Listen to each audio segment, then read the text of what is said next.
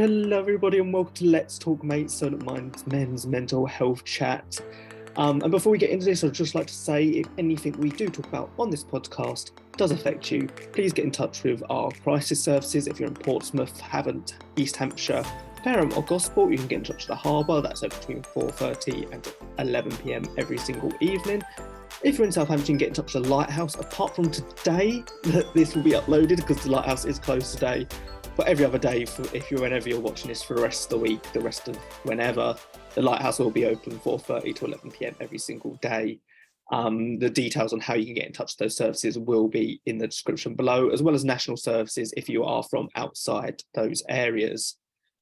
And yeah, this is the Let's Talk Mate International Men's Day special. So before me and Phil get into our discussion, I just want to make reference to a quick story that we're going to share with you. It came from our 60th birthday event that happened at St Mary's on Tuesday.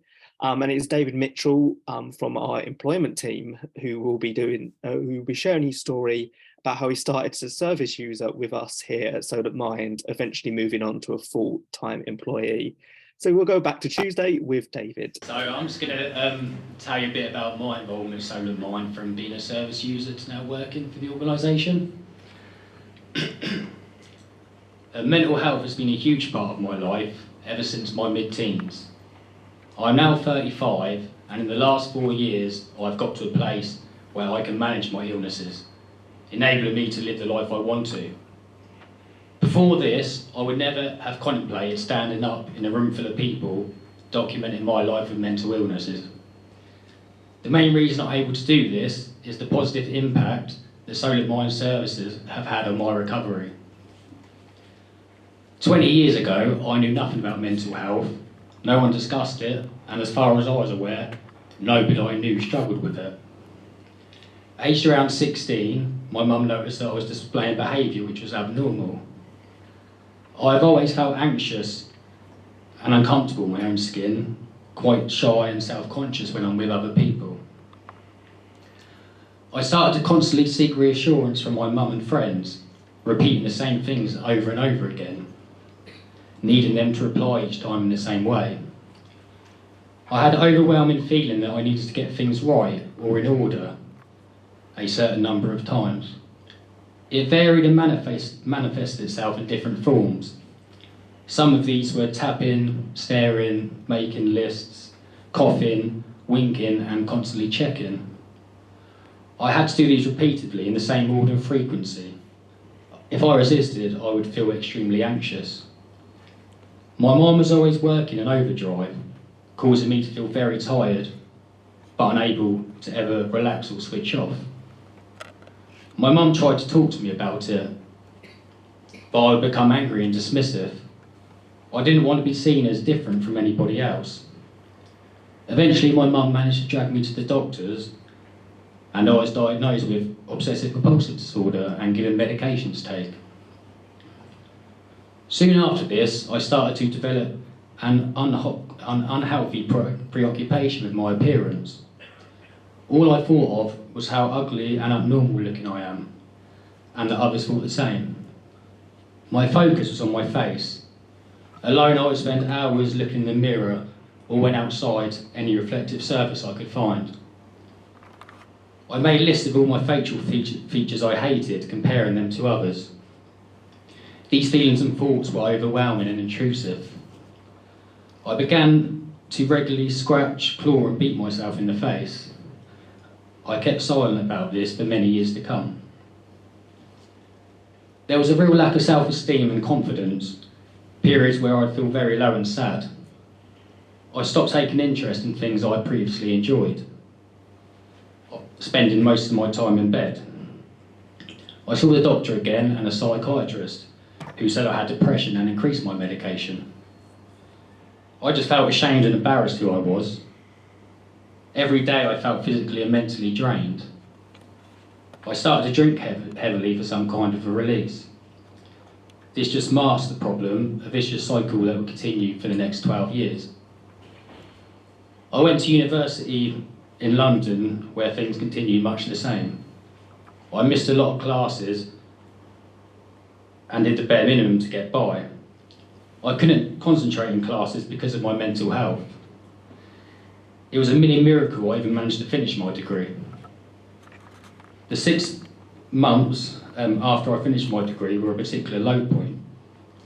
With uni finished and no job, I slept all day and spent the nights awake crying. I hated the person I was. My distress grew further when my self-harming increased. I moved back to Portsmouth feeling what a waste of time my degree had been. I got sacked from a part-time retail job because of drinking and have too many days off sick because of my mental health. A few months passed and I got another job in retail. I carried on in the same vein with an emptiness that wouldn't fill. One morning I broke down to my manager that I couldn't cope anymore and the struggles with my mental health. That evening, sobbing in my mum's arms at 3 a.m, that I no longer wanted to live. I took 5 months off work and saw a psychiatrist who changed my medication and diagnosed me with body dysmorphic disorder.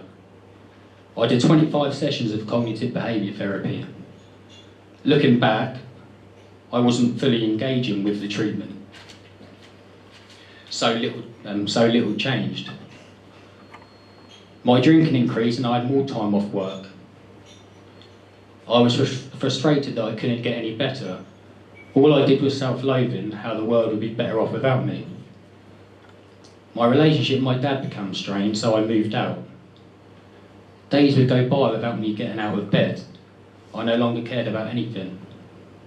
My life was controlled and dictated by my mental illnesses. I self-referred to do acceptance and commitment therapy, which I also struggled with. I had seen different mental health professionals, tried different talking therapies, and had various medication changes to no avail. I thought there was nowhere else to go. In October 2018, I took an overdose and ended up in hospital. After being discharged, I took a period of time off work and stayed with my family, this time vowing to do everything in my power to get better.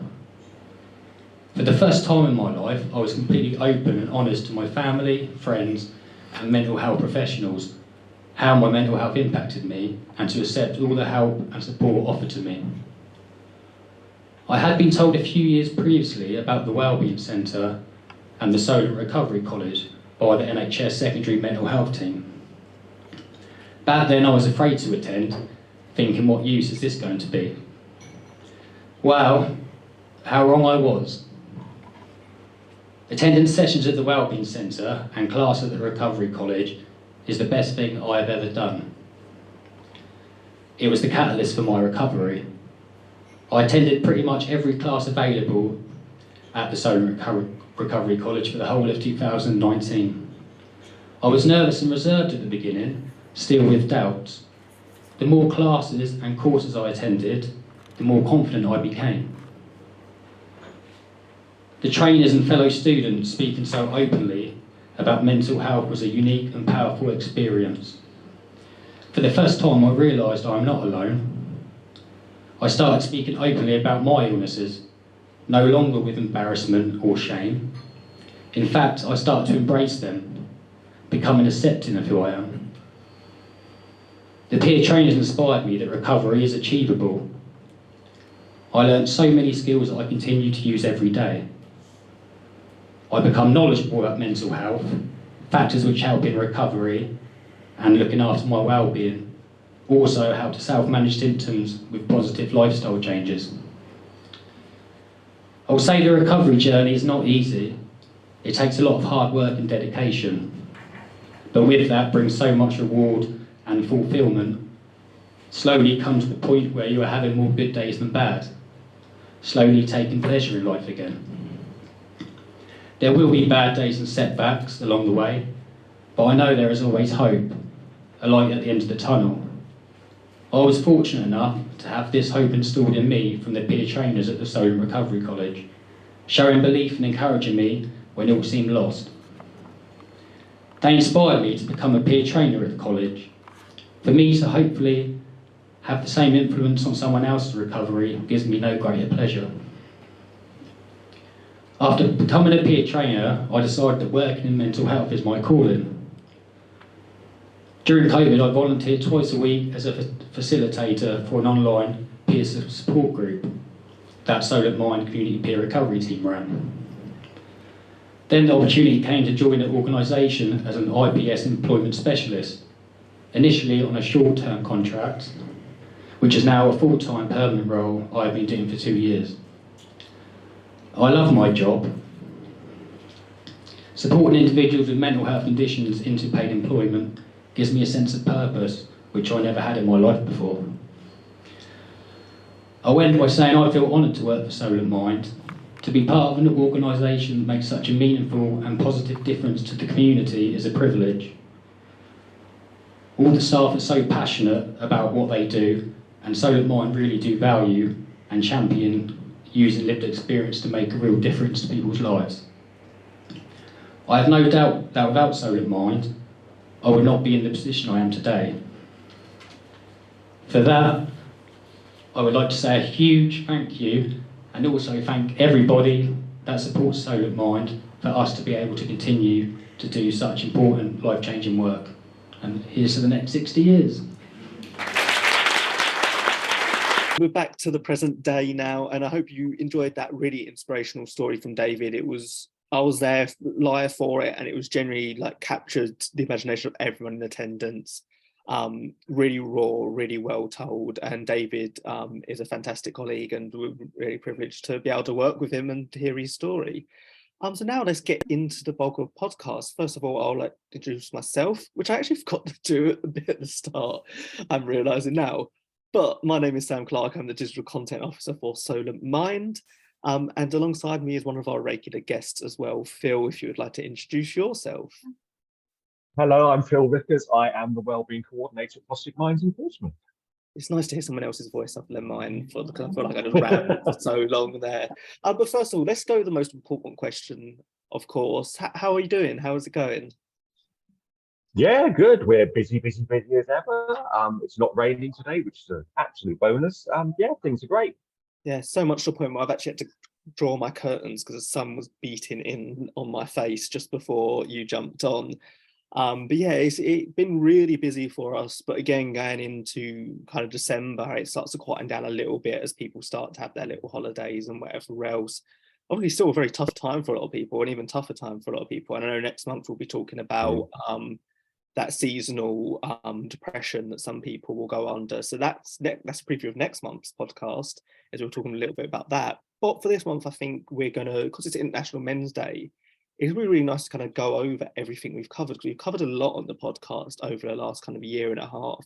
And I don't think anything summarises it more than the fact we started doing a coming out of lockdown podcast, which feels like, in some ways, feels like years ago, but at the same time, you know, we're still feeling a lot of the effects of what lockdown has done to people. And I know obviously you're more in the services. That's still something that you hear a lot from people who come to Positive Minds, is talking about the effects the pandemic and lockdown has had on them. Yeah, we still have a lot of mask issues and uncertainty, and a lot of people actually suffering from long COVID. Yeah, I think that's a really good point to put on, because I have a friend who suffered with long COVID and the effects that can have. And again, and we've had a lot of discussions. Actually, there was a blog that one of our contributors put up a few months ago talking about how she got COVID this year and felt like people kind of moved on, and people were treating her like really weirdly because of it. Like, what, you've still got COVID? Like, this is still a thing you're dealing with? And like, it's not as simple as that. And that can almost have a really bad mental health effect. Whereas before, it was almost like there was no fight back. If you had COVID, you stayed at home, work wouldn't make you come in, all this stuff. And now we're starting to get to the point where there's a lot of anxiety around it, because not all workplaces are going to be as understanding, and some will still, you know, there's no legal requirements for people to stay home anymore. So there's a lot of anxiety around that now, isn't there? Yeah, and it's not on the news anymore. When was the last time you actually heard it mentioned on the news? It's few and far between, unless something dramatic happens. And so, and it is that kind of out of mind, but it's still in the community, and it's still rampant, and it's still really harmful to a lot of people, and it's still causing a lot of anxiety, actually. Yeah, we already deal with a lot of people that have those kind of health anxieties and stuff like that. Various levels of OCD and infection control that can come within that. I know a friend of mine who has a really quite severe infection control effect, and like any kind of thing, like she's still dealing with it, where there's sometimes where she doesn't want to go into work, but she doesn't have the same platform as she maybe once did, where when it was in the peak of the pandemic, where you could say, yeah, I'm not coming in because I've tested positive, or I've been in contact with someone who tested positive, or I've just got a cough, even if I haven't tested positive. There was a time when literally if you showed any kind of symptoms whatsoever, you wouldn't come in, but that's not happening anymore. And that can have a really severe effect on people who already deal with several levels of health anxieties and OCDs and all that kind of thing. Yeah, and it's funny enough, we've actually had one of our staff members who's just come back from having COVID, which she called it a football match. Hurrah! Yeah, exactly. And I think that's the thing, is it is just keeping, it still has to be at the forefront of our mind. And obviously there's some people that won't want to discuss it, and that's their own anxiety speaking, they won't want to discuss it. But we can't disregard the fact that this is still happening, still having a very deep effect on people, especially when I think people started to go in for their next round of jabs. I haven't been called in yet, and I probably won't be called in for another few months. But I know a lot of NHS workers have started getting their fourth load of jabs now. Is it? Yeah, I've had my fourth. Yeah, so yeah, people starting to get that now. But I think it is. But I think that's also just a key of what we talk about a lot, is this idea of, everyone is dealing with something different, and everyone reacts to things differently. Some people, just us having this conversation could make them go, oh, why are we talking about COVID again? And that sets them off. Whereas some people could be relieved to hear the conversation happening again, because they never stop dealing with it. So I think it is that key thing of, there's not one thing fix all for everyone, is there?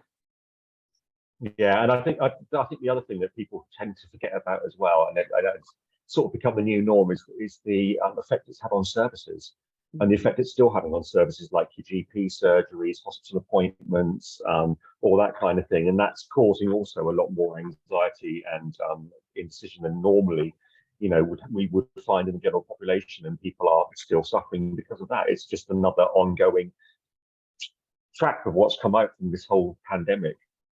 Yeah, and I think it is, we again on the 60th anniversary event, there's a lot of talks of the pandemic that comes after the pandemic, almost, because mental health, it has been on the rise, and so many people that never had problems with mental health, or never allowed themselves to recognize they had problems with mental health at the very least, have started to come forward. And even for myself, with my therapy, I'm constantly on initially when I initially started to talk to them about going back to therapy, it was a 9-month waiting list. And this is not even for NHS or anything like this. This is for another charity. So when even the charity numbers are getting up that much of a waiting list, it is like, it can be a real concern. And now I've gone down, and I went on the waiting list a couple of months ago, and it got down to like a 5 to 6 month. And I was like, okay, I can probably handle that. I can probably deal with that. But a 9-month waiting list, that's almost a year, and it's a lot for people to have to think about. And especially like, sometimes you can say, oh yeah, I feel like I can deal with that now. But it only takes a month or even a day for things to change sometimes. I know we're kind of going a little bit off topic, but it's something that we haven't really spoken about too much, is as part of the going back on the waiting list, you have to go through a mental health assessment. And the mental health assessment triggered so much for me, because it was stuff I hadn't thought about for 3 or 4 months. And I had to like tell it to someone else again, when I feel like I've done it 5 or 6 times with different mental health assessments and therapies and whatever else. And it was and then at one time I was like, yeah, no, I can wait 5 months. But by the next day, because I'd went through that mental health assessment and it uncorked all this stuff that I was holding in, suddenly I was like, well, can I wait 5 to 6 months? And that is just such a unique thing that I don't think people talk about a lot, is how intense those first sessions can be. Absolutely. Yeah. And I think that's one thing we'll kind of move on to, is, let's be honest, the main kind of theme of us as a men's mental health podcast is this idea of masculinity. And I know we did a whole podcast on it, which you were on, I believe you're on the masculinity and mental health podcast. Yeah, I was. So it's it's a lot of conversation that we would have had before, but it does come up so much, and it is obviously like a theme that we can't ignore as a men's mental health podcast. This idea, and there'll be another clip at the end of one of our corporate partners, someone who works for one of our corporate partners, and one of the key things that he spoke about was masculinity, that manning up and all that kind of thing that he felt that he had to do. And man up is a phrase that we have completely cut against. Yeah. I ranted about it last time, and in the last couple of months, it's come up so many times. I've been asked to man up. I've always said to man up, and from clients I've spoken to, from service leaders, and I have to stop myself from literally going, what does that mean? And just saying to people, what would your description of manning up be? And it's so sterile and so sort of like devoid of emotion and devoid of feeling, and just having to be this thing, this item. I don't know. It's just a horrible phrase. The more I hear it, the more I dislike it. Yeah. And I remember I was watching a show. I don't know if you've seen Ted Lasso. It's a really good show, actually, worth watching for people. And I think for a lot of people, it was a kind of relief from the pandemic, because it came out during the pandemic, and it was like such an uncharacteristically positive show for modern TV. Because like modern TV, and I'm guilty of this. I love sad TV. I love sad music. Like, I don't know what it is, but especially and sometimes I do it when I get like really down. I start watching like this really like depressing show, and I'm, why am I doing this to myself? But Ted Lasso is genuinely like a really positive show. But one of the things Jason Sudeikis, as Ted Lasso, said in this was there was at one point two of the players were like butting heads constantly. And he said, "Oh, you need to woman up." And they went, "Woman up? What's woman up?" And like, "Isn't it man up?" And we were like, "No, you've been manning up for far too long. You need a woman up now." And so I don't know why, I just really enjoyed that phrase and that turn of phrase, and especially in that kind of macho football environment, it's very much would be very prevalent. But I think it is that idea of like, obviously we're not saying that women don't suffer with mental health issues at all, and we'll get into this kind of conversation later on. But there is, I think, female friendships, and I've noticed this from my own friendships, majority being women, is there's a more regular kind of checking on how people are feeling. I feel like, I think we discussed it on the podcast. There's almost this thing of with men is they'll talk about everything other than themselves. So they'll talk about their family, they'll talk about the football, they'll talk about, my manager said about how she used to work in the kind of motor industry, and it always be like asking about the projects that they're currently doing.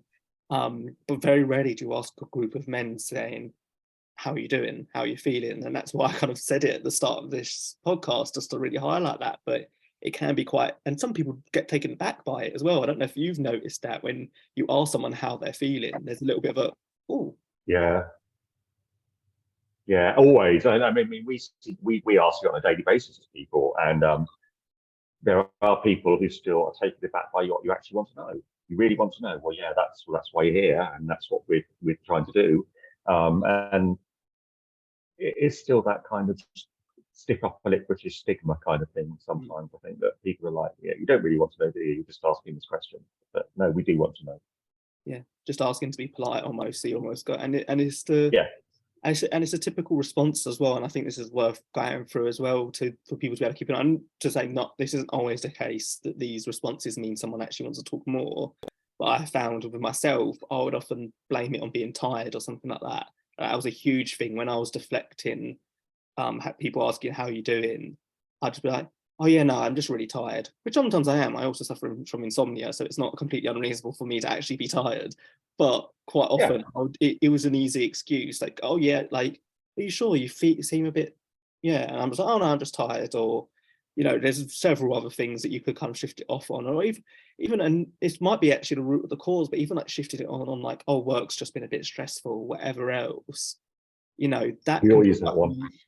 It's an easy one to like shift it off on, which again might still be the root problem, is that work is stressful, but you're kind of playing it off of, "Oh yeah, it's just a bit stressful," not, I'm completely burnt out and can't deal with anything right now, which is two very different conversations. I'm just a bit tired, work's just a bit stressful, versus I'm burnt out and I'm on my kind of last leg here almost.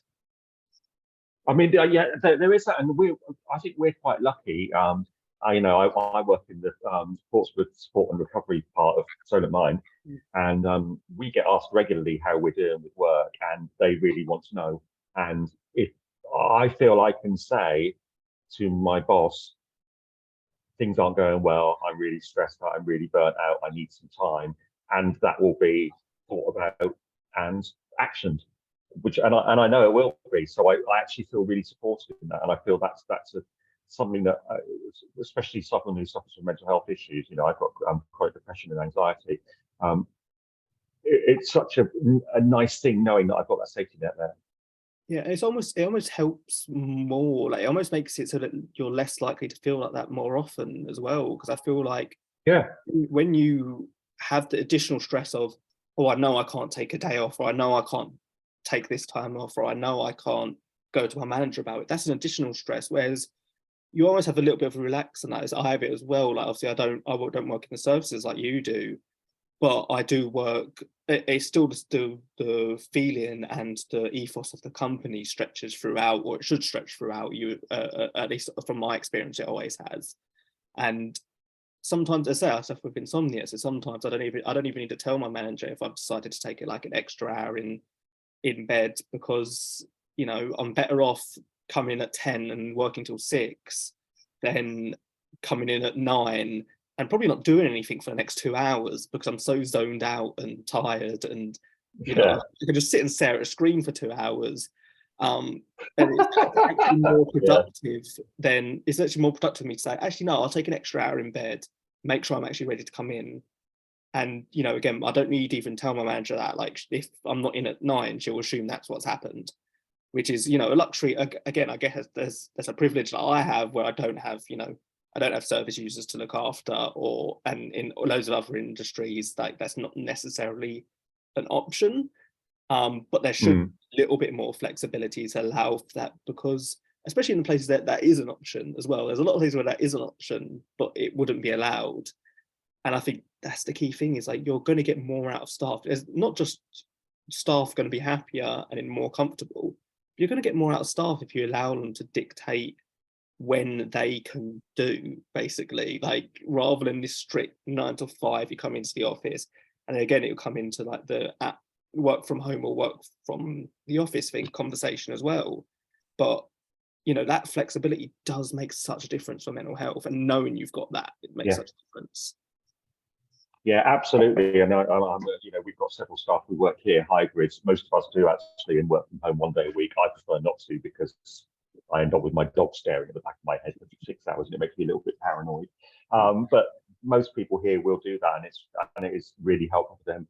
And it's almost like you've got that steam release valve where you can release a little bit of that pressure bit by bit without having, before it gets to the point where you're like a complete pressure cooker and everything's ready to explode. Just having that little release valve where you can let go a little bit, let off a bit of steam, and let some of that inner turmoil go, let it go, and carry on working without getting to that critical point is just something so much easier.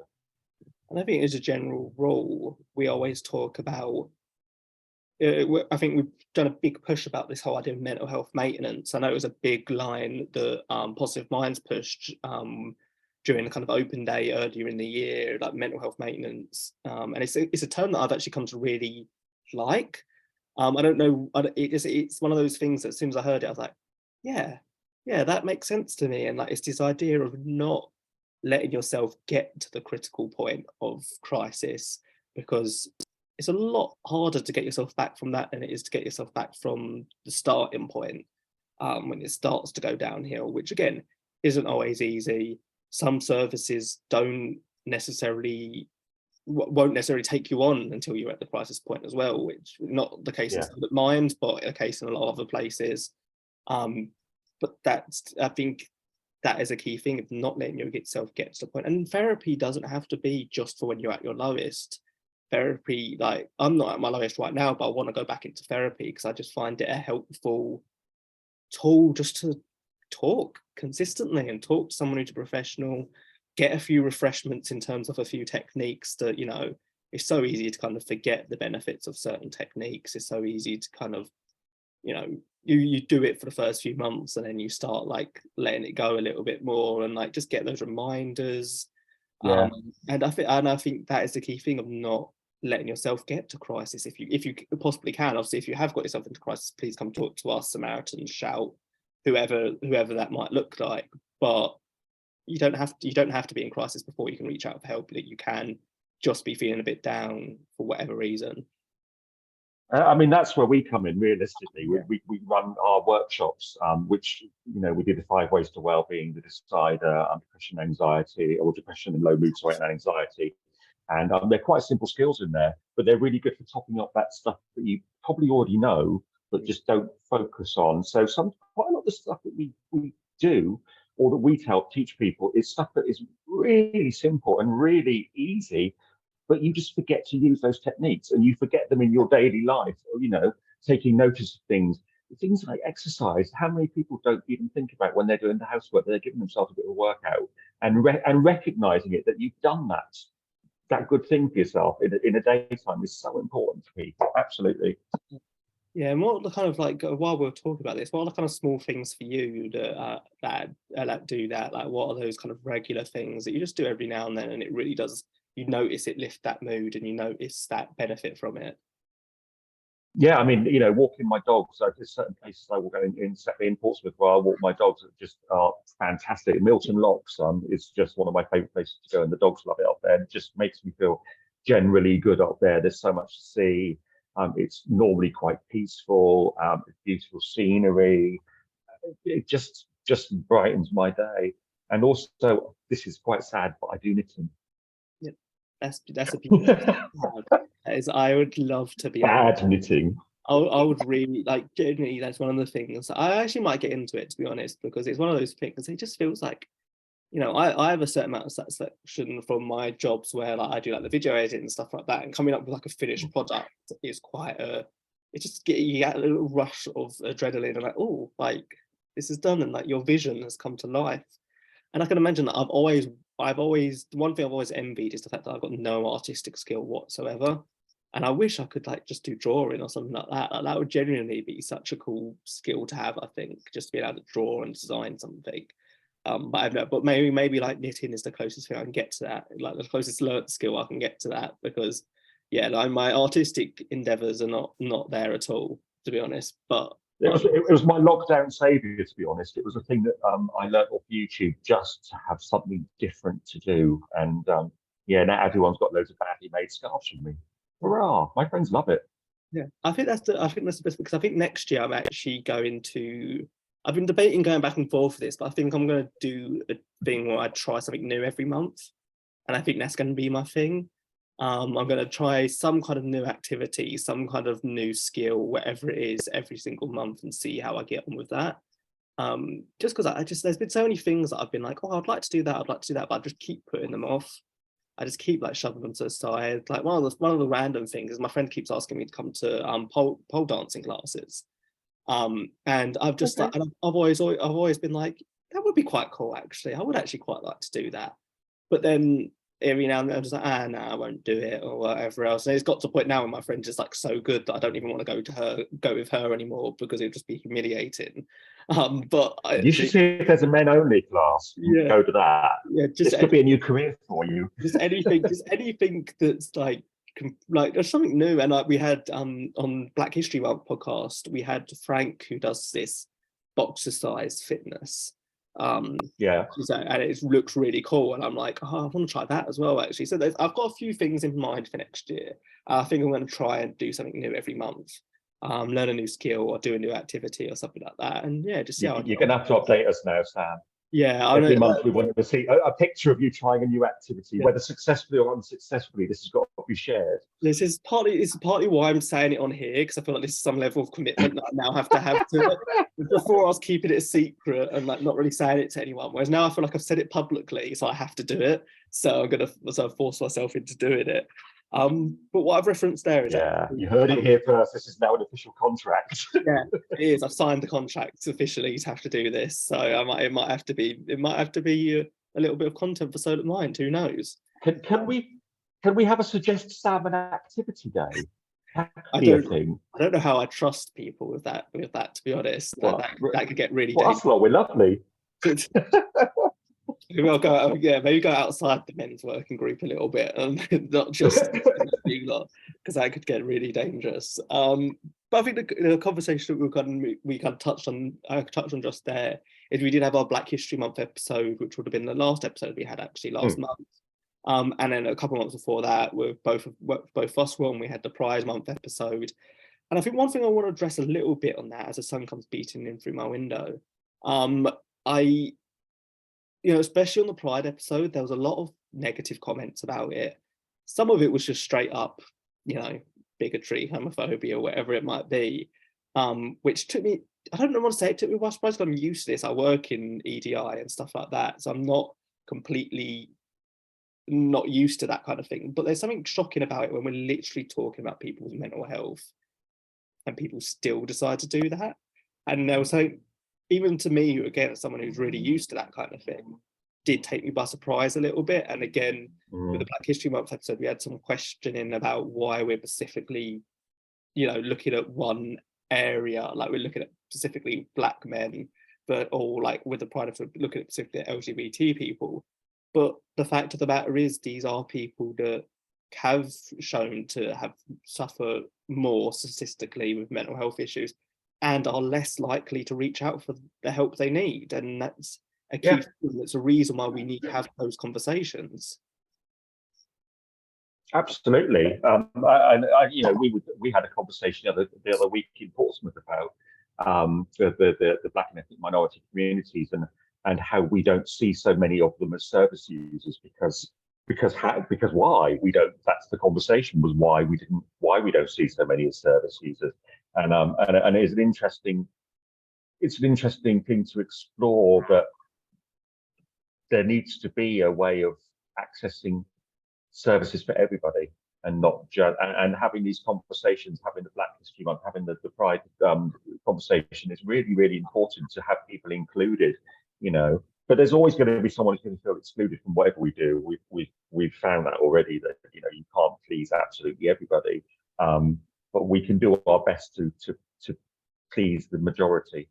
Yeah, and I think that's the thing when we are talking about this, it's not the exclusion of the white straight man. It's not the exclusion of anyone in particular. It is literally a conversation about engaging people that, we already get a very high proportion of people. It's a reason we had the men's mental health podcast in the first place, is we weren't getting as many men coming through the door. And in general, men as a whole don't talk about their mental health as much. And it's the same, it all plays into the same logic, it all plays into the same thing. And having these discussions where there is issues that aren't faced generally. So we talk about, especially with the trans side of the trans side of the LGBTQ, is it has been a tough year for the trans community. It has been, the way they've been treated, and forever, but specifically in the last couple of years, it seems to have really taken a step up in the hate towards them. And that's an important thing for us to do, because we need to. They probably feel like most people are against them at this point. A lot of people probably feel like a lot of people are against them, and like for us to stand up and say, no, we're not. We've got these services, or we've got these groups specifically for you. Please do come along. It's an important thing for us to have to say. Yeah, and do you know what? I wonder how many people who write these negative comments after the posts actually saw the posts, actually watched them, and realised it was about exclusion and not inclusion and not exclusion. And maybe they could have learned something about someone else. Maybe they could have learned something about themselves. Have they actually watched these things, or is it literally a knee-jerk reaction to seeing something that is about Black History Month, and oh my God, already my hackles are up, and how dare they? Watch it, engage with it, see what it's about, rather than just knee-jerk reactions to something that you may not understand.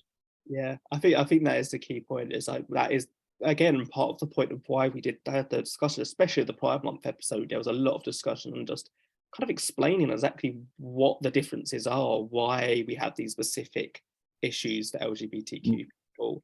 Maximilian from Beyond Reflections was fantastic in putting it in like a really simplified terms, and the fact that sometimes this is life or death for people, and that is the simplified version of it. And the most blunt version of it we can give you is, yeah, this is for some people the difference between life and death.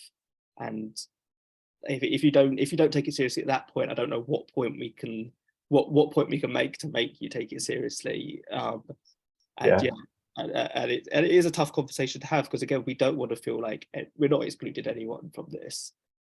Everyone suffers with mental health issues at some point in their life, probably. You know, me and my manager went to an event at the army base on Wednesday up at Worthy Down.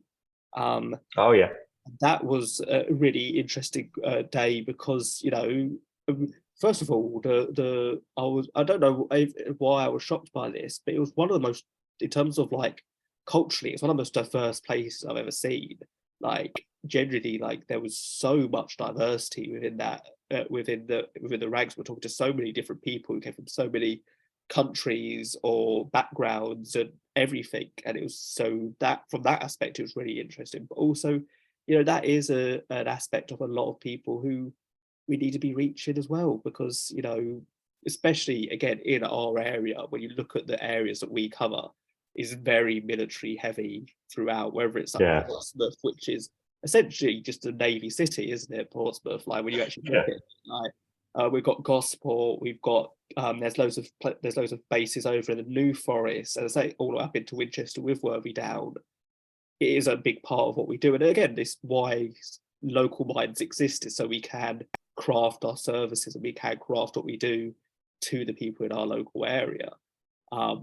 And I think it's just a really important thing that that's all it is. That's all we're doing when we're looking at Black History Month, looking at Pride. We're looking at the communities represented in our area, and we're seeing why are we not seeing as many of them coming through the door, and we're trying to have that conversation. And I think that's the key point we're trying to make. But there's a lot more to it. But if you want a little bit more to it, go back and watch those discussions, because they were both fantastic discussions. And really did, especially, and the Pride episode really did break down a lot of the differences. The Black History Month episode was fantastic in Duke and Frank sharing their stories, that how they had to come through. Like Duke said, he didn't get mental health help until he was in rehab, and that was the only reason he got mental health help, because he wouldn't have thought he had mental health problems. It was literally just from that. And Frank was literally, he almost accidentally got better because he started doing boxing.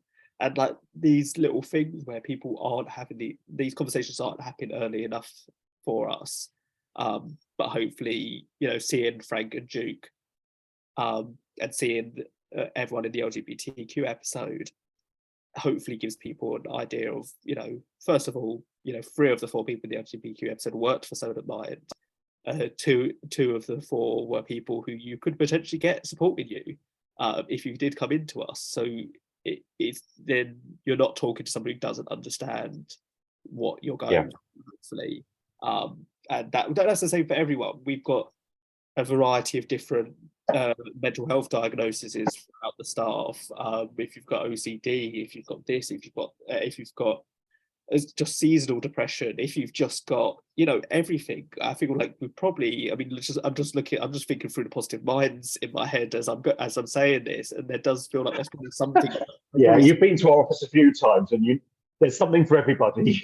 Yeah, exactly. And I think it's the same with our peer support teams in Southampton, Portsmouth, everywhere. So I think, and the lived experience is, you know, I think it's 80% of our staff have lived experience. Easily, if not more. That's like, people have said they've had lived experience. There's probably a lot more that haven't said for whatever reason, or, you know, some people get into the mood of being like, yeah, I've had this, but I haven't really had that. Like there's always that kind of aspect of like, oh yeah, I've had a little bit, but, you know, I haven't really had that. And it's like, yeah, but everyone's had a little bit, let's be fair. And if you haven't, you know, well, first of all, tell us your secret, please. If you've never suffered with any kind of poor mental health, please tell me what to do. But yeah, I think it's just an important conversation to have. And I think the kind of last topic that I wanted to touch on, and again, we could go on as long as we can with this, is this idea of self-esteem. And I think it's something that comes up a lot.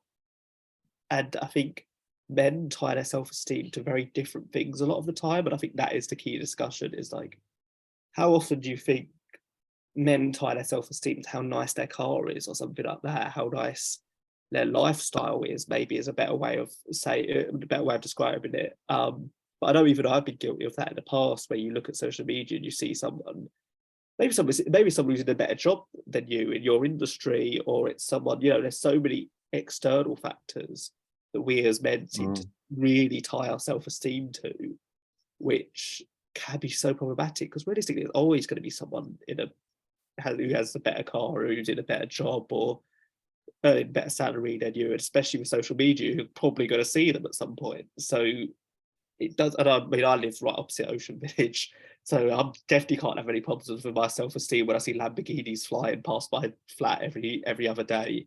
But I think that kind of external factors that we talk about often can be so problematic and can make it really tough. As we said, I mean, these things that people aspire to is a snapshot, and it's a very brief snapshot of someone's lives. I know people who've got Ferraris and live in £1 million houses and stuff like that. They are just regular people, 99.9% of the time, with the same insecurities and the same problems that we have, just a lot more money. That just tends to be it. And quite often they look up to me for things that I've done, which I find weird, but it can be like that. We all have different values in lives, and I think finding your happy place is more important than looking for the thing that may never happen. Yeah, and I think it's fine that, like, I've had such a nice realization over the last couple of years. Is like, I'm not doing great for money, but I'm perfectly comfortable in a lot more privileged position than a lot of people. But it's that kind of realization of like, oh, I actually don't need that much more than what I'm getting paid at the moment to actually be really comfortable. Like, if I only went up to like a couple extra grand a year, I'd probably be really, really comfortable, because I'm doing pretty all right on what I have at the moment. There's struggles, there's things I need help with. That kind of last week or two, that last kind of week before payday is always a bit rough. But for the most part, I'm in a really privileged position. And it is that realization of going, oh, I don't really need like 40, 50, 60, 80, 100 grand a year. I only need a little bit more than what I'm earning at the moment. I'll be pretty good with that. And I think that's been a real realization for me over the kind of last year and a half. And I think it's an important thing for people to kind of find your own happiness, I guess, is what I'm trying to say there. Find what your own comfortable, where you are comfortable yourself, and really trying to ground. I think that's where grounding could potentially come in. Is rather than taking these external factors in, really finding what it is in yourself that you want. Yeah, absolutely. I mean, my self-esteem suffered badly when I was when I was ill. I mean, it was at rock bottom, and I really was at a place where I would wish anyone to be. But actually, coming back in, starting work as a well-being advisor here at Solent Mind, and sort of like working my way up a little bit, has just done absolute wonders for me. And my happy place at the moment is helping other people, which is great. That's what I want to do, and that's what I feel like my little calling is at the moment. So that's made a difference. And it's something so simple but effective. Just letting myself do something I want to do. Yeah, and I think, and again, we talked about student mental health like this time last year, and I think that's another thing. Is like, I'm technically not really in the industry that my degree would suggest I'd be in. I did sports journalism and then a sports broadcast journalism master's degree, but and I have had moments where I've been a bit like, oh, what am I doing? Like, I'm not doing what I got my degree for. I'm not in this industry. The longer I'm out of the industry, the harder it is to get back in. Going on these, then I gotta sit back and kind of like really level myself and go, I actually really enjoy what I'm doing. Like, regardless of whatever it is, like I'm in a job where for the most part, people really supportive of my mental health. I've got a bit of flexibility, which I can able to do. I'm in such a small team where I'm, while I've got a manager, I'm more or less deciding what I want to do. Like I talk to her about it and we discuss it as a team, but there's not a lot of things she's told me no for, which again is like a really nice, a nice thing to have. And I think, again, that if I was to really concentrate on the external factors of I'm not in my industry, I'm being paid this, I'm being paid that, I might get a bit sad. But when I'm actually concentrating on how I'm feeling when I'm working, there's no reason for me to be sad, realistically.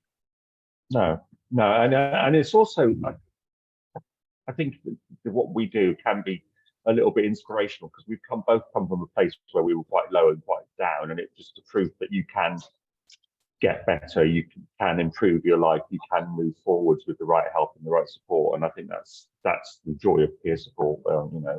That's what we do, is we can show people that there is a light at the end of the tunnel and you can move forwards. Yeah, absolutely. I think it's the one thing I always recommend, because I've visited Positive Minds a number of times and spoken to everyone down there.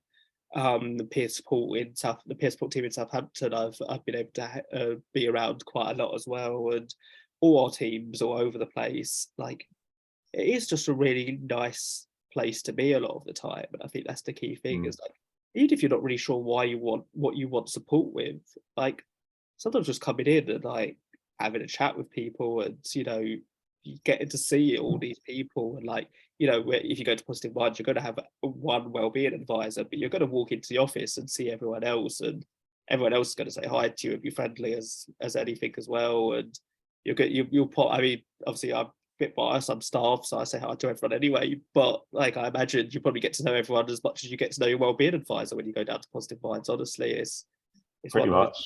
Yeah, it's just one of those things. It's a lovely place down there to be, and I think it'll be the same for a lot of our services. It's all a little bit different to Positive Minds. Positive Minds have got their own space where come in quite a lot of your stuff come in quite a lot, but it's probably very similar to what a lot of us do. And obviously I'm in back offices, but you'll probably see me about because I end up everywhere at some point. But yeah, I think it's and the events we've gone to, I know you've gone to quite a few events this year as well, Phil. Those have been like fantastic to be a part of, whether it is a Pride or the army bases that I referenced earlier, or did you actually get down to Freshers Fair, or was that just Positive Minds team that were at the Freshers Fair? We didn't in the end. No, we didn't this year. We got something else booked up later on. It was a bit of a no. Yeah, there was like a well-being. It all went, you didn't see wrong. Yeah, it was very. It's been a very busy time in general for our services. But it's a very interesting kind of. Just the events have been so fun. And again, that's going back to the start of a conversation. Something that we maybe took for granted before the pandemic, and now like people really don't take for granted these events anymore, because you see that kind of the joy on everyone's face of just being out and at it again. Like, I mean, I don't know if that wears off at some point in the next couple of years where people have got used to it again. But the first few events we've had has been that very much like, oh my god, there's people everywhere. It's really cool. Like, and it is so nice. And we actually went to the first Southampton Trans Pride this. I went last month, is it? Oh god, the whole year's rolled into one, to be honest. I'm not really sure what's where. But it was the first Southampton Trans Pride, and I was expecting a few people to be there, but it was rammed, like, and it was so nice to see, because again, we know everything the trans community have been through in the last couple of years, and for them to have a full community of people all turn up to this event, it was just really nice to see. And I think I getting along to these kind of things again, like when we're talking about things you can do for your mental health, even if you're not going with anyone, the energy and the atmosphere, it's just so nice to be around sometimes. I'd walked around when I was going to get lunch at Pride, and it was just nice to be around people again, to be honest. And this is coming from someone who has intense social anxiety, so it takes a lot for me to go, oh, I really enjoy being around people. But I did at that time, and it's been nice. It was really busy. Yeah, like Southampton Pride especially. I mean, I didn't go to Portsmouth Pride, but I don't know if it's just a set out. It looks like at least there was a little bit more room to manoeuvre. But at one point, there was. In Southampton Pride, it's just that you could barely get out. Like, it was, which is quite ironic, really. But really, really bad. Yeah, I think that's the kind of thing. But I think what I want to kind of do to kind of end this conversation, because we have touched on quite a lot, is kind of I want to speak about what are those things. We kind of touched on a little bit earlier with you guys, the walks with your dogs and whatever else. Um, but is there any particular, maybe this time we could talk from a perspective of things you've recommended to people and they've come back and said, "Oh, this was really good for me." Is there any particular things you find that yeah, obviously there's not, as we said before, there's not one fix all for everyone, but is there some things that go, No. everyone goes, "Oh yeah, that was actually." Yeah, I mean, in Portsmouth especially, there's a brilliant service called Portsmouth Interaction, which is run by BH Live, which you can find online, and they provide cheap exercise facilities for people who've got mental health, even self-diagnosed mental health issues. And there's brilliant feedback about that with the exercise of actually being in a place where you're not having to talk about things that people generally end up talking about things because you're in a group with other people or in a room with other people. That works really well with people. And being where we are on the seafront, my God, the amount of people who say they use that for their mental health to boost their days. I mean, we've got incredible spaces along the seafront at Portsmouth and Southsea. Use them, get out there, take some time. You're never more than about a mile away from them. Walk over, take some photographs, enjoy, and just, yeah. That's the best thing I can say that's free. Yeah, I think and I think the free thing, especially, that's another thing that ties into self-esteem, is the cost of living crisis coming up. And I think that is a big thing that we can do. There's a lot of cheap alternatives to what you can do. I'll take it from Southampton again. You've got the docks. I live not far from the docks. It's a lovely place. Just go and have a little walk around. Like the energy, and I think fresher air. Just like it does make a huge difference, because sometimes I'm lucky enough to have a nice little balcony area at my flat, so when I do feel overwhelmed and the air feels heavy, which wouldn't make sense to someone who doesn't have anxiety, but to people who do have anxiety, I think you get what I mean. The air just it almost feels like it's really hard to, it feels like there's something solid in the air that you're struggling to breathe on almost.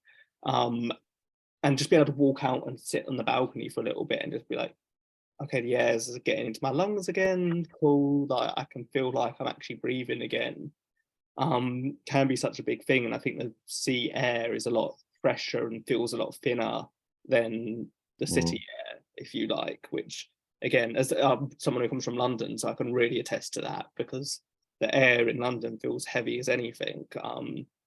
But down here it's always been so much easier for me. And I think another thing for me, I actually did I really like this technique. So I say you talk about all the time. I actually done a reel for it during Stress Awareness Week, which was a couple of weeks ago. So I call it a panic box, which I don't think is a technical term for it. But self-care box or self-care box. Yeah, that's what. Yeah, I was trying to figure out what the actual word for it was, because I just always call it a panic box, which feels very testament to what works for you. Yeah, but I think it's just such a good thing to be able to go to something and just try a few different things. There's a few different things in there that you'll try and unlock all the senses, whatever that might be. There might be some photos in there that show back to happy memories, whatever that might look like. I have always put those little chalk refresher sweets. They're my fave. They're my favourite as well. Like, they're childhood. Like, first of all, it's childhood. Like, that's bringing back those happy memories. Second of all, they smell so good. Like, the smell is. I wish it was like a perfume or something, because I'll definitely have that. But also, like, if you just put it on your tongue, and you can kind of concentrate on like the fizzing, and I find that to be like a really grounding sensation. And it can work for other sweets as well, of course, but the refreshers. Yeah, other sweets are available. Yeah, other sweets are available. I actually had to get fruit pastels when I was making the reel for the self-care box, because I couldn't find refreshers anywhere. But I have now ordered a supply on Amazon. So that's what my life has come to. I literally got is it on hand? I don't think it's on hand, but I've got like a big box, like the ones you'd see in the shop, of just full of refreshers. Not like a tea chest. Not quite, no, because it's a bit of a delivery issue trying to get up the stairs here. But if I just have a little box, it's fine. But yeah, I think there's just different stuff like that. That's one technique that I got told by my first CBT therapist a couple of years ago, and it's one that's really kind of just latched on and like stayed with me throughout. And like, there's other techniques that you could kind of use to sparingly. Like I just listen to podcasts when I'm going to sleep, like stuff like that. Like having something constantly going in your mind, because as soon as my mind is left to its own devices, it's never a good thing. So having something that can kind of keep yourself somewhat busy is always a good thing. But I think there's just so many things, and like keep an eye on our social media because we'll post different stuff from different people.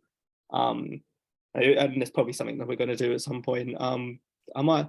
Oh, that's an idea. I might come down to Positive Minds and get one from every one of you. Well, at Positive Minds, actually on our Facebook page, at the pinned at the top, we do have some really simple CBT and DBT techniques that you can use to de-stress yourself and to de-escalate, and they're really, really simple. So if you could just log on to the Positive Minds Portsmouth Facebook page, and they're right at the top there. I think there's 5 or 6 techniques up there. Yeah, definitely. Like, and I think just keep all of our social medias are constantly littered with different stuff, different helpful things. So definitely do keep an eye out for that. And also, we're going to be doing, I think in the next couple of weeks, we're going to be talking about social media cleansing as well. So keep an eye out for that if social media is something that, I've always spoken very positively about social media, but there is ways of making it healthier for yourself. Yeah, there are benefits to it. Like that, we wouldn't be having this conversation without it first and foremost. So that there is benefits to social media, but there is also ways that I'd recommend to making it a little bit healthier. So in the next couple of weeks, we'll be putting out a social media cleanse on our social media as well. So please do keep an eye out for that. But that pretty much brings us to the end of this discussion. But it'll be the end for me and Phil, but we'll be going back in the past again to a conversation I had earlier today with Aidan, who is from one of our corporate partners at Roma Black. And he was talking a little bit about, first of all, the benefits of him and his corporation working with us and working with mental health charities and the effects that can have on the atmosphere of the organisation. But he was also talking a little bit about everything to do with his own mental health. Talked a bit on social media, talked a bit about men's mental health. So please do stick around and people can check that out as well.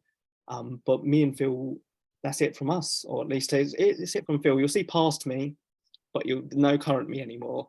But thank you very much to everyone for watching, and we'll see you again next month for the next episode. Bye. So hi, Aidan. Let's start with the most important question, of course. How are you doing? How are you feeling? Yeah, it's a really good question, Sam. I'm doing really well, thank you. At the moment, work's going really well, life's going really well, and yeah, I'm sure we'll get into some mental health topics in a moment. But yeah, it's really good at the moment. Thanks, mate. How are you? Yeah, not too bad. Yeah, been a very busy week, so I managed to take Monday off to just relax because I've just been non-stop this week. But again, that's such an important thing of like, I think we kind of spoke about it a little bit before going on, but like ability in a workplace to be able to say, oh, it's been a really tough week. Can I just like, obviously that you're taking holiday anyway, but some workplace would look down upon taking holiday just so you could rest. Like that'd be like, well, what are you doing? Are you doing this? Are you doing that? But like literally, I'm just taking Monday off, just have a long weekend and relax for a little bit. And I think it's such an important part, wouldn't you say? Yeah, no, I definitely agree. I think we've all worked somewhere where you felt a bit guilty for taking holiday or sick leave or something like that. And it's good to be a part of a company now that's kind of trying to fight that stigma, and the work that you guys do at Solent Mind obviously goes hand in hand with that. So yeah, I've definitely been in that situation before, but it's very important to be honest with your employer. That's the main thing. But I'm very, very grateful to work for a brilliant company, Roma Black, and yeah, we're all very, very honest with each other. We're very understanding, and it makes you feel 100% more comfortable in the workplace. Yeah, and before we kind of get into a little bit more of your story, we'll touch on that because obviously Roma Black's one of our corporate partners. I spoke to Jo just before coming on here, who's our corporate liaison, and she speaks for Roma Black and one of the bigger corporate partners that do a lot of work as well. Mm-hmm. So how important is that, just having the fact that your workplace has a partnership with us and very much is in tune and does very regular stuff with us? does that like relax you instantly, or like have you had that from you talked about new starters coming on this week? Is that quite a big thing when new starters realize that that connection is there and they're like kind of relax a little bit because they realize that that's kind of part of the organization? Yeah, I mean, first of all, it's great to be a corporate partner of Solent Mind. You guys do brilliant work, and we will always support you as much as we possibly can. I think hopefully we've shown that as well. But yeah, I think, you know, for new starters, it's really, really good for them to see straight off the bat that we do great things like this, great things like raising money for the Great South Run, doing football tournaments and stuff like that. It's really important. And I know that when I first joined, I can really only speak from my point of view because I'm not in the heads of the new starters. But yeah, it was a real joy to learn that we're doing things for mental health charities and other charities as well. It does relax you at work, and it makes you think, okay, these guys, you know, they're not like my former companies. They're a bit switched on. They're, you know, trendy on the social topics at the moment. And we'll get into it a little bit more in a moment, I suppose, but it's very fulfilling for me to do things like this. Not just the podcast, not just, you know, doing the football tournament, but to be able to help you guys continue to do your work. It makes me feel good, and hopefully it makes you guys feel good as well. Very much, we very much appreciate everything Roman Black do for us. But so let's start with like you a little bit more of your journey. Where does that start for you in terms of the mental health journey? When was that first time you almost? Because I know everyone has that first time where they're like, oh, so this is a mental health thing. This isn't just me being a bit sad for a little bit. Like it can be a tough thing to get that first bit of self-awareness, really. No, it's a really good word you mentioned there, self-awareness. And it's something that I lacked for a long time. And I would say you're absolutely right. You just feel like you're sad for a prolonged period of time, to be totally honest. But for me, it goes all the way back to April 19th, 2019. Yeah, April 19th, 2019. I was suffering for far too long, to be totally honest with you. And I was probably in a bit of denial about the way I was feeling. I wouldn't say I was, you know, really, really bad, but there was something going on that I didn't really understand. And because I didn't understand it, I didn't ever really try and deal with it properly. I was very angry a lot of the time. Hopefully I'm coming across very happy now because I am very happy now. Things have changed a lot since 2019. But yeah, I suffered in silence for way too long, I probably would say. And I think the more content that I looked at, the more information that I consumed about the subject, it just suddenly clicked one day. And I'll tell you a little bit about how I first got in contact with someone. So I was actually driving home from, I can't even remember where I was probably at the gym or something back then.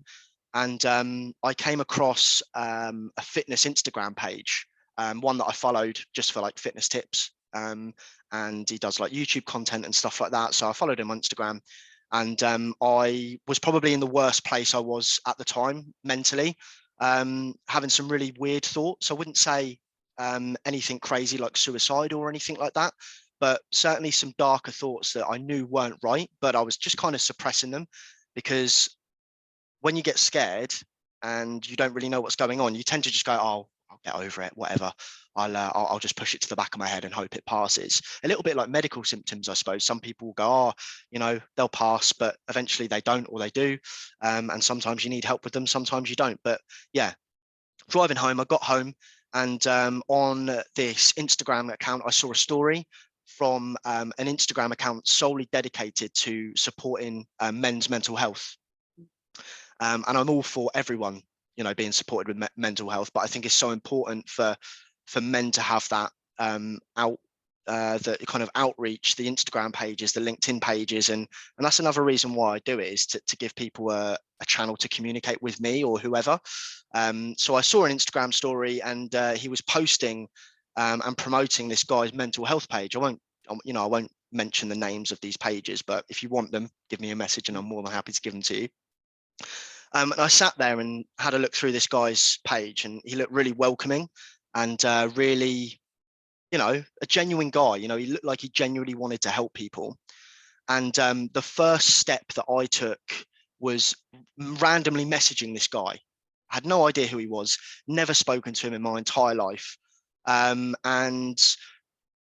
I just took that leap of faith, I suppose, and I'd never spoken to my family about it, never spoken to my partner about it. I'd kept it very internal. And I messaged him, a really kind of genuine message saying, I have no idea what's going on, but I'm not right. You know, I'm having some really crazy thoughts, really unusual thoughts, and I know that I need help. And yeah, the rest is kind of history from that point on, I suppose. The message went something like, I'm really scared. It was almost like a cry for help, I suppose. And just being totally honest and vulnerable for the first time. I'll mention the word vulnerable a lot in this podcast because it's something that I'm really passionate about, is vulnerability and embracing the vulnerability. But yeah, it was me being totally open, totally honest for the first time in my entire life. And it was actually less scary than the thoughts I was thinking. And he come back to me. He was so good, honestly, changed my life. And I still speak to him now. Every couple of months, I'll message him and say, thank you so much because you completely changed my life. And yeah, that's basically where my story started, and how it become to be something now, I suppose. And I think you kind of touched it there, but I think what you described there is exactly what this podcast is about. It's this men's mental health podcast.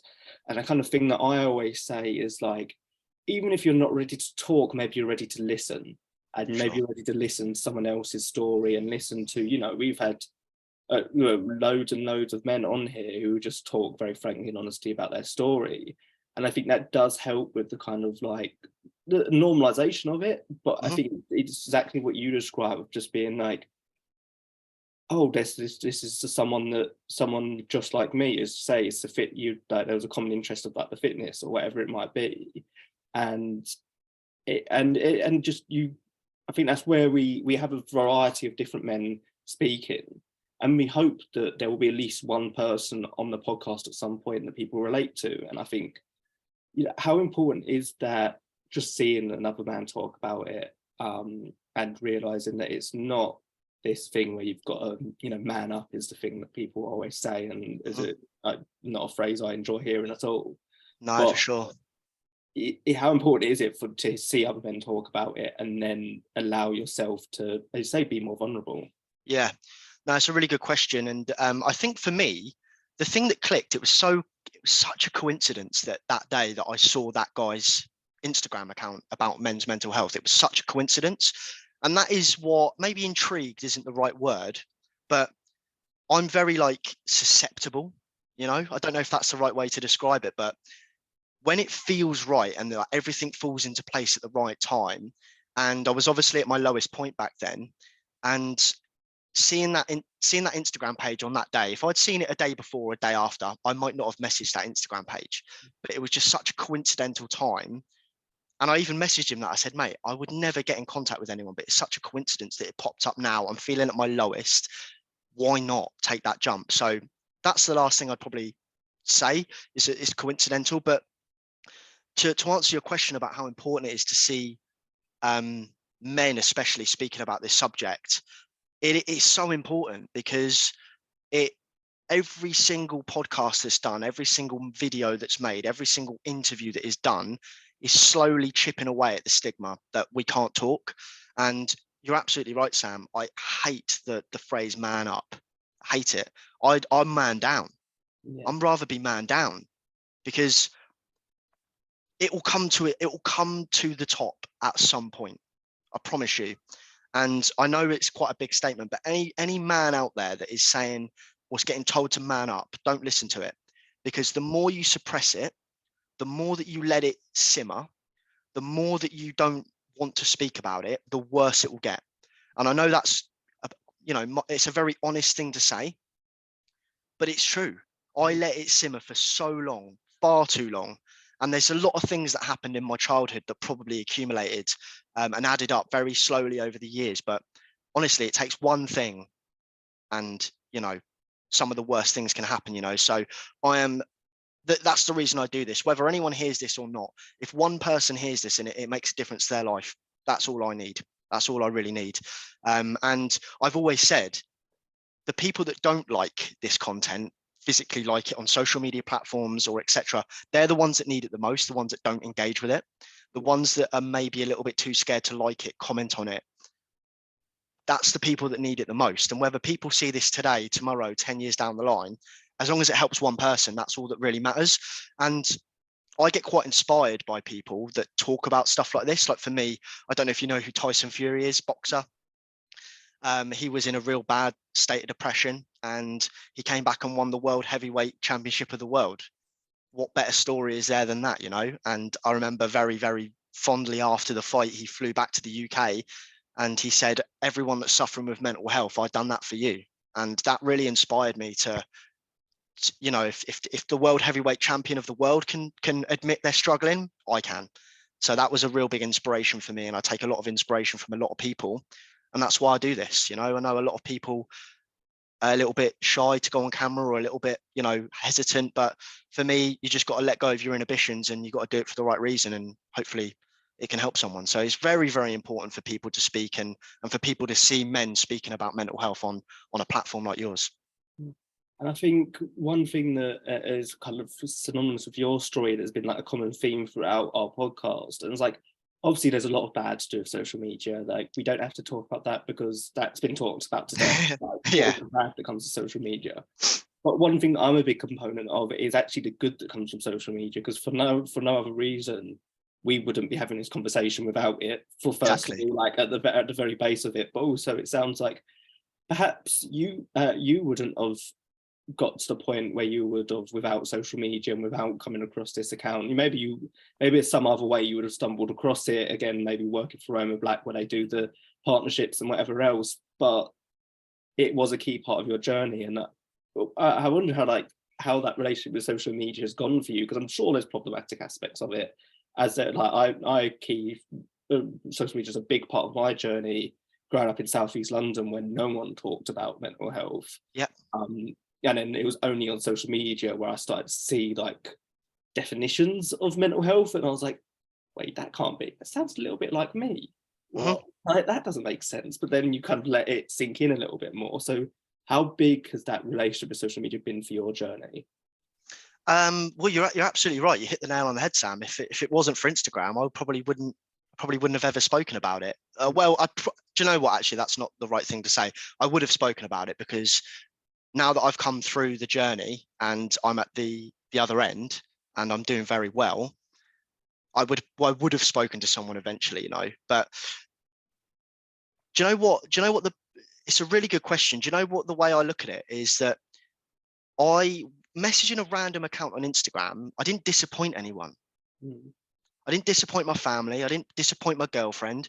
And I wouldn't have disappointed them anyway, but that's just the mindset I was in. I was going to disappoint them and I come from a family of terrible worriers. They worry about everything. And I knew that telling them they would worry about me a lot, and that would make me worry even more. So I think maybe disappoint isn't the right way to articulate it, but to worry them and make them feel on edge. So disconnecting from that and messaging some random guy that I don't know, I'm not disappointing anyone. He doesn't know me. He doesn't have any sort of emotional, physical, etc. connection to me. He could just be totally, completely honest with me. And sometimes when you tell your friends, sometimes when you tell your family, the first thing they're going to do is they're going to tell you what you want to hear to make you feel better. Sometimes you don't need that. Sometimes you're in a position where you don't need that.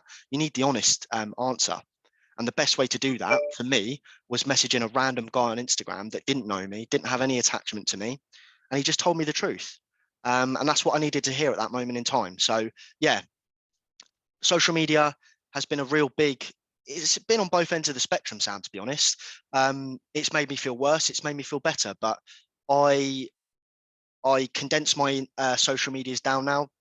Only very close people are on my Instagram that I know from school.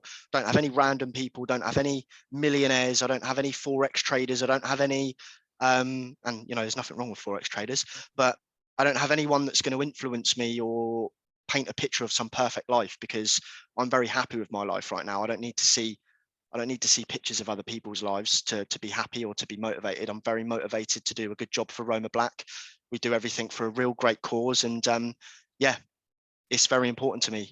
Social media. I have my golf page set up, so I enjoy making content on my golf page. If anyone wants to follow me, let me know. I'll be sure to point you in the direction of my account. But yeah, to answer your question, Sam, it's been a 50-50 for me, really. Yeah, and I think one thing that it seems is a key part of yours, and one thing we've been really trying to push is this importance of not so much putting it as this thing of like, you feel bad, you get help, then you're better. It's this constant journey. It's this mental health maintenance is what I would say is like, it's Absolutely constantly looking after yourself and being conscious of it all the time. The same way you are about your physical health, you're always conscious about your physical health and putting your mental health in that mindset. So what are some of the things that you do, kind of just know, whether it's a week-to-week basis, a day-to-day basis, every month, that are just, looking after yourself throughout, like just on a regular basis? Yeah, it's a really good question. And do you know the biggest thing that helped me? What's that? Constantly speaking about it. Yeah. Like, not stopping. Don't stop speaking about it. And I said this on another podcast. Me and my partner went to Malta this year, and we went on a boat trip to a place called the Blue Lagoon. If anyone's been there, you'll know how beautiful it is. And I'm a little bit scared of heights. When I say a little bit, a lot. And they let you jump off the top deck of this boat. It's probably about 20 feet, 25 feet off the top of the boat to the water. And it took me back to a time when I was a kid, when the first time you do something, it's really scary. But as soon as you've done it, as soon as I hit the water, I was straight back up there doing it again. Wanted to go do it again. And I know it's not the same, but for me, it's such a parallel, because the first time I ever spoke about my mental health, I was so scared. But the second, third, fourth, fifth, sixth, seventh, eighth, ninth, hopefully a millionth time that I speak about my mental health, it just makes me feel happy. And this is where I will bring the vulnerability into it. Be as vulnerable as possible, and I know it's so hard to do, and I'm probably speaking from a position where I'm in a good spot right now, and I have the ability to be totally vulnerable. But I promise you, great things will come from being as vulnerable as possible. And the quicker that I can get someone to be vulnerable, or not get someone to be vulnerable, but encourage someone to be a bit more vulnerable, I promise you it'll work. And the more I speak about my mental health, the better I feel. It's so fulfilling. It's so, I don't know, it just, being as vulnerable as possible just makes me feel good. I don't know why, just gives me a good feeling. And if I can just, help one fella, woman, whoever it is, feel a little bit more vulnerable and a little bit more better and comfortable feeling vulnerable, that's all I want to do. And I think it's that vulnerability piece, it's the comfortability piece. You're never going to be comfortable being vulnerable for the first time, but the more that you do it, the more that you put yourself in that position, the more comfortable it gets. And again, I'll use a boxing reference. As you can probably imagine, I'm into boxing. When you train, you do something called sparring, which is basically, it's like a light mock fight, basically, like a bout, but it's a little bit more protected. It's a little bit lighter. You're not trying to hurt people. But the more you put yourself in that situation of the spar, the more comfortable you're going to be in the actual ring when you're fighting. And I use that same concept for mental health. The more times I put myself in an uncomfortable position, the easier it becomes to be comfortable in it. So I'm very comfortable being vulnerable right now. And I think as we kind of wrap this up a little bit, but I want to just make sure that you've kind of said everything that you feel you want to say. So what is the kind of thing that, if you, as we're wrapping up, if there's one thing that you want to just use this time to say, what would that be? What is the part? Is there any part of your story that you feel we've brushed over, or is there just anything you want to say is like the kind of message that you want to get out there? Yeah, I'm very, very big on vulnerability, as you've probably heard. But yeah, I won't carry on going on about that, because I think I've said on it enough. But the most important message I can give anyone, and the reason why I do this, is like, it's not the feelings that this person right here might be having is normal. It's not uncommon. And I promise you, you're not the only one dealing with it. And do you know, the biggest thing about why I didn't want to speak to my family about it is because it sounds so crazy to sit here and say it now, but like, I think one of the biggest reasons why men don't speak about their problems to their friends or families because they feel like everyone else has problems going on in their life. Why would anyone care about little old me's problems? But I promise you that people care. I care. If you want to speak to me, speak to me. If you want to speak to Sam, because we both care. And your family cares. They love you. Your friends care. They want to hear from you. They want to know how you're feeling, and they will help you. And it will make you feel better. I promise you, it will make you feel better. So the biggest message that I want to give to wrap this up is that, the feelings you're feeling are normal. They're not uncommon. Your family loves you. Your friends love you. Random people will want to hear your side, and they'll want to hear how you're feeling. So don't be scared to share it. A problem shared is a problem halved, and I promise you will feel better afterwards. And let's do it one man at a time. Let's not rush this. You don't have to rush the process. Take it slow. If you don't want to be totally honest, you don't have to be. Share as much as you want and as little as you want, and take baby steps. I know there's a lot of information there, but yeah, that's the message I want to share. And people want to hear from you. To anyone that's listening right now, to the person that's listening who's struggling, that we want to hear from you. Yeah, I absolutely agree with that. And as this will be the end of the full podcast, I will give people some signposting. So please, first of all, down in the description, you could go and find all of the Solent Mind services. So if you're in Portsmouth, have Fareham, Gosport, Havant. We're not in Havant. That's a lie.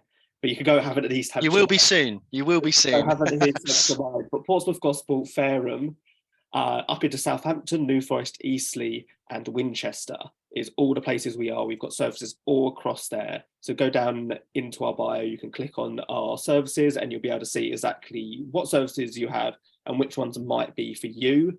And outside of Solent Mind as well, I'll also link a couple of crisis services, national crisis services. Shout and the Samaritans are two fantastic crisis services that will be there for you in your worst times, or even if you just need a chat.